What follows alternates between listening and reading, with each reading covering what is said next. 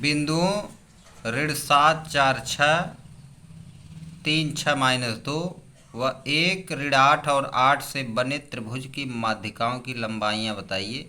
ये आपका प्रश्न है। तो इसका देखिए सलूशन क्या होगा।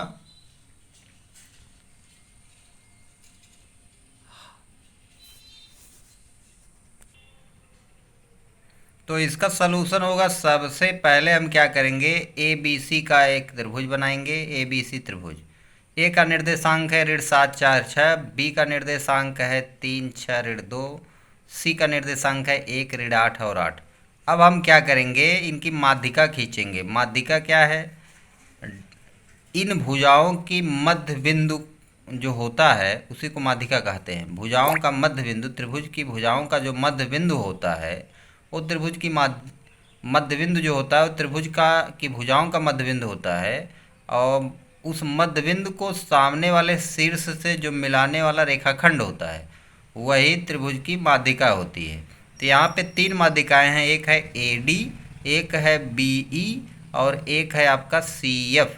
ये 3 माध्यिकाएं हैं। अब ए डी की लंबाई बताना है, बी ई की लंबाई बताना है, सी एफ की लंबाई बताना है। तो हम सबसे पहले निकालेंगे डी का निर्देशांक, फिर ई का निर्देशांक, फिर एफ का निर्देशांक। तो डी का निर्देशांक निकालने के लिए हमें वही मध्य बिंदु के निर्देशांक का सूत्र उपयोग करना होगा। तो क्या करेंगे, भुज भुज और भुज जोड़ करके आधा कर देंगे, पहला निर्देशांक पता होगा।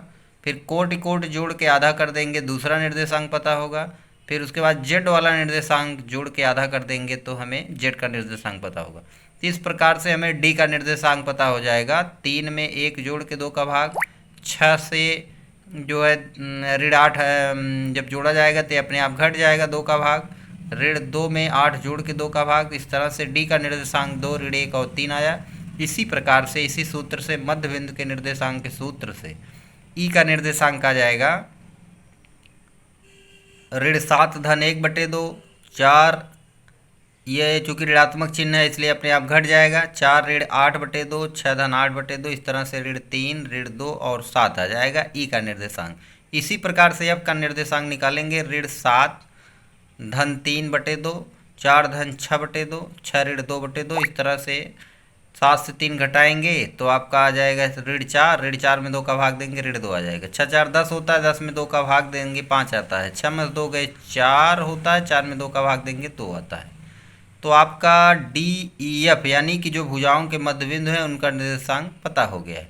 अब हम क्या करेंगे, माध्यिका एडी की लंबाई, माध्यिका एडी की लंबाई अब हम निकालेंगे दूरी के सूत्र से। दूरी का सूत्र आपको पढ़ाया गया है, √x1 - x2 whole square plus y1 - y2 whole square plus z1 - z2 whole square. मध्य बिंदु का सूत्र आप जानते हैं, x1 + x2/2, y1 + y2/2 होता है, z1 + z2/2 होता है।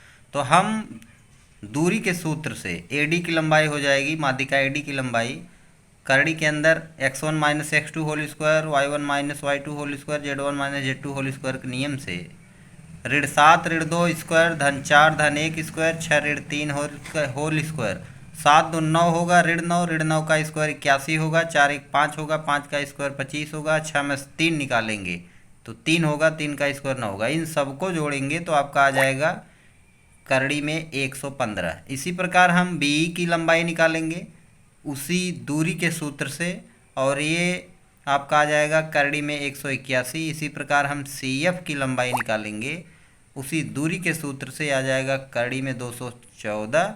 तो आपका उत्तर ए डी की लंबाई हो जाएगी करड़ी में 115, बी की लंबाई हो जाएगी करड़ी में 181 और सी एफ की लंबाई हो जाएगी करड़ी में 214। सूत्र कौन दोनों लगा है, तो एक मध्य बिंदु का सूत्र लगा है और एक दूरी का सूत्र लगा है।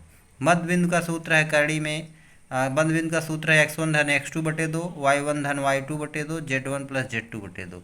और दूरी का सूत्र है करड़ी में x1 - x2 square plus y1 - y2 whole square plus z1 - z2 whole square. ये करड़ी का सूत्र है। धन्यवाद।